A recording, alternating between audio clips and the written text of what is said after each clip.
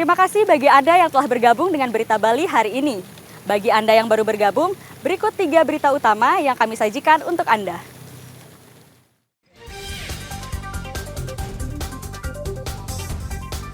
Pengelola objek wisata di Badung mewaspadai penyebaran wabah pneumonia.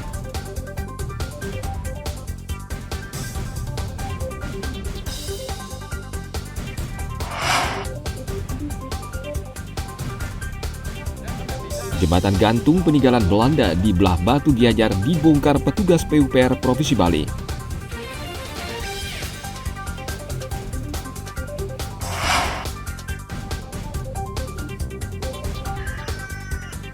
Seorang warga Banjar, Kelurahan Kawan Bangli, sukses membudidayakan tanaman sibar.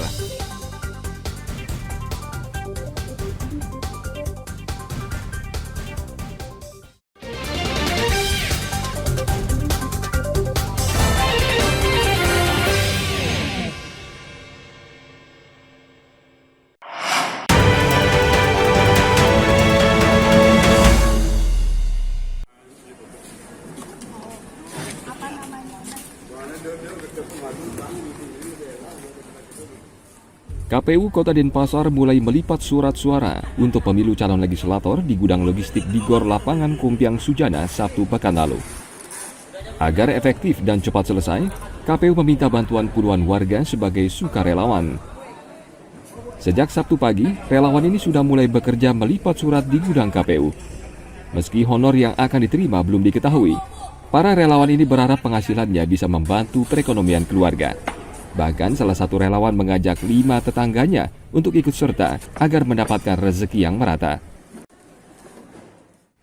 Dulu pernah ikut atau baru kali ini? Belum pernah. Baru pertama kali. Baru ini ya? Ya. Taunya dari mana Pak kemarin pengumumannya? Taunya dari teman KPU. Dari teman KPU ya? Ya. Kira-kira dengan apa namanya sehari-hari pekerjaannya apa sih Pak? Sehari-hari sebagai cleaning service. Cleaning service ya? Ya. Tapi kalau dapat kerjaan begini gimana Pak? Ada tambahan nggak?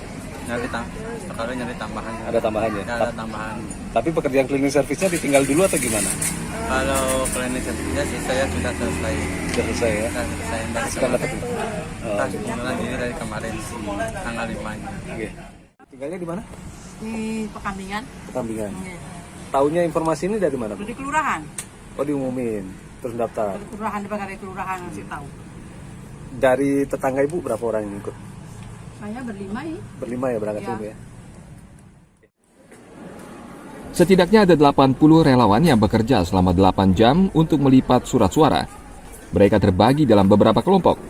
Setiap kelompok secara berkala menyelesaikan 500 lembar surat suara dalam satu box. Tim Liputan melaporkan dari Kota Denpasar.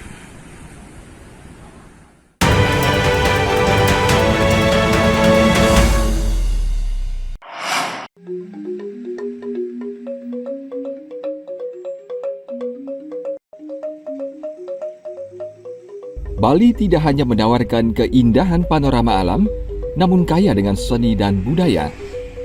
Pulau dengan 1000 pura ini memiliki segudang seniman yang khusus membuat alat musik khas Bali. Salah satunya perajin tradisional alat musik rindik di Desa Jahem, Bali ini. Rindik adalah alat musik yang 100% terbuat dari bambu. Salah satu orang yang masih setia membuat rindik adalah Iwayan Sumaria. Karena kecintaannya dengan alat musik ini, sejak remaja, Sumaria menggeluti membuat rindik. Bambu yang digunakan adalah bambu jenis tabah. Bambu ini hanya ada di daerah Goblek, Kabupaten Buleleng. Hanya bambu ini yang bisa mengeluarkan suara khas rindik.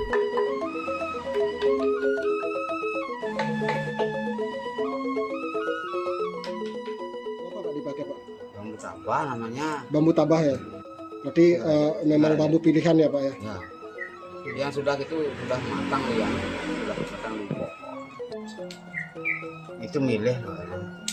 Paling 4 batang itu baru udah jadi Batang ya. Itu dua. tingklek namanya Pak ya? Hah? Ukuran berapa Pak? Ukuran kecil ada, ukuran menengah ada, nyampur sih. Nyampur ya. Paling yang panjang itu ukuran berapa Pak? Yang paling panjang paling 90-an. 90-an Ah, Pak? 100 ada. 100 ya. Kalau 100 meter Ya, sentimeter. yang paling rendah Lebar. itu suaranya. yang paling kecil kira berapa yang paling kecil juga hasilnya. Ini membutuhkan waktu berapa hari Pak pengerjaannya Pak? Berapa bulan? 1 hari aja bisa. Oh 1 hari bisa ya Pak? 2 hari bisa. Bisa ya? Kalau sampai tangganya enggak 2 hari ya. 2 hari ya. Dalam sehari berapa bisa buat Pak? Berapa tinggi? Kalau saya buat daunnya aja bisa 2 daun. Tapi sampai selesai sangkainya memerlukan waktu juga ngorten gitu. Ada yang mungkin. Sumaria membutuhkan rata-rata 2 batang bambu dan dalam sehari ia bisa mengerjakan 1 set alat musik ini. Yang menarik adalah keahlian Sumaria untuk membedakan suara dari setiap bambu.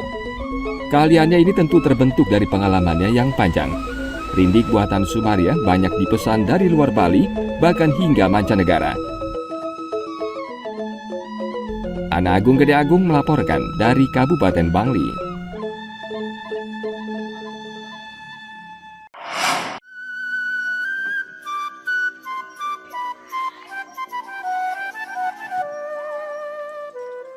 Industri kerajinan di Bali tidak selalu memproduksi kerajinan tradisional yang berbahan baku alam.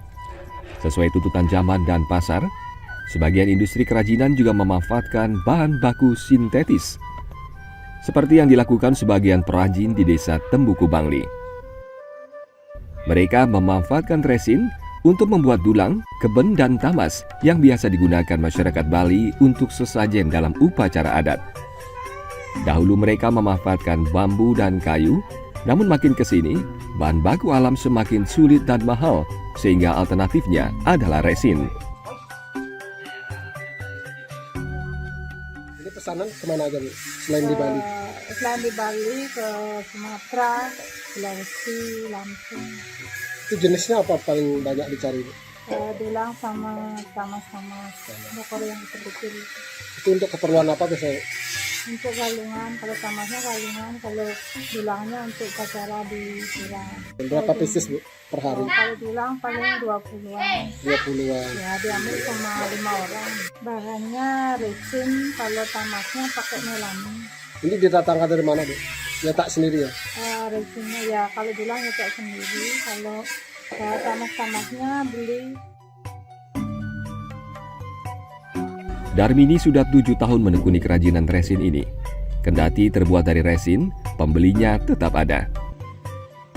Bahkan produk Darmini terjual hingga Sumatera, Sulawesi, dan Lampung dengan pesanan mencapai ratusan buah.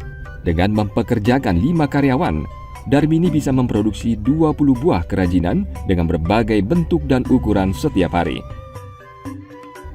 Pesanan bahkan meningkat menjelang Hari Raya Galungan dan hari suci lainnya di Bali. Ana Agung Gede Agung melaporkan dari Kabupaten Bangli.